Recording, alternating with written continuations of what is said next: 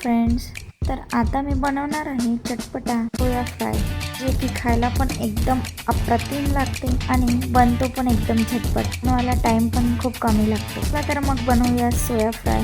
आता मी एका पॅनमध्ये गरम पाणी केले आणि मग जस्ट त्या सोयाबीन वड्या त्या पाण्यात टाकायच्या. गरम पाण्यात टाकल्या पाणी झोप करून घेते पूर्ण. तुम्ही बघू शकता कसं पाणी यात झोप करून घेते. तर मग त्या व्यवस्थित झोप करून मी बाहेर काढले ते.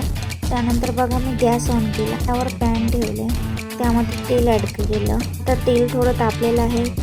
मी मोहरी ॲड केली, तर जिरा केलेला लसूण मी त्यामध्ये ॲड केला आहे, कढीपत्ता ॲड केला. एकदा छान असं परतवून घ्यायचं आणि त्यामध्ये थोडं हळदी पावडर ॲड करायचं आणि एकदा छान परतवून घ्यायचं. नंतर मग ज्या आपण सोयाबीनच्या वड्या आहे त्या त्यामध्ये ॲड करायच्या.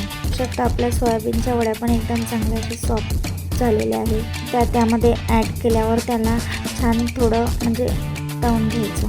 थोडं मग एखादा मिनिट परतवून झालं की मी त्यामध्ये मीठ ॲड करायचं, चवीनुसार मीठ ॲड करायचं. त्यानंतर बघा मी त्यामध्ये रेड चिली सॉस ॲड करते आहे. त्याकडे रेड चिली सॉस होता म्हणून मी त्यामध्ये ॲड केला. अगदीच ऑप्शनल आहे हे, जर तुमच्याकडे असेल तर टाका, नाहीतर म्हणजे तुम्ही लाल मिर्च पावडर पण टाकू शकता. पण माझ्याकडे होता त्यामुळे मी तो ॲड केला, त्यामुळे मी लाल मिर्च पावडर टाकलं नाही बघा. त्यानंतर मी त्यामध्ये केचप ॲड केलेला आहे. केचप ॲड केल्यावर त्याला पुन्हा एकदा परतवून घ्यायचं व्यवस्थित.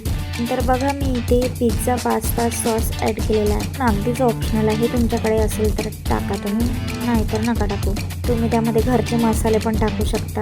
काही नाही टाकलं तरी पण टेस्टला छानच लागतं. ते होतं म्हणून मी टाकलं. आणि आता हे सर्व टाकून झालं माझा, त्याला एकदा पुन्हा छान परतवून घ्यायचं आणि थोडं शिजू द्यायचं. पण जे सॉसेस वगैरे टाकलेले ते पुन्हा एकसाथ मिक्स होतील सोयाबीनच्या वड्यांसोबत.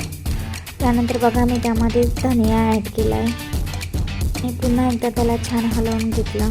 तर तुम्ही बघू शकता त्याला किती छान कलर आलेला आहे, किती छान दिसत आहे. बघून माझ्या तर तोंडाला पाणी सुटलं आहे. तर तुम्ही पण बनवून बघा. मला अगदीच सोपी, शिवाय टाईम पण वाचतो, म्हणजे खूप कमी वेळात बनवून होते.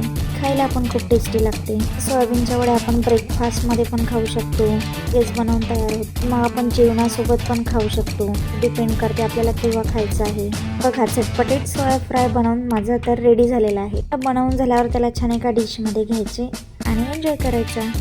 तर मग तुम्ही कधी बनवता? आणि हो, तुम्हाला माझा व्हिडिओ जर आवडला असेल तर व्हिडिओला लाईक करा, व्हिडिओला शेअर करा आणि चॅनलला सबस्क्राईब करा. थँक्यू. Bye bye.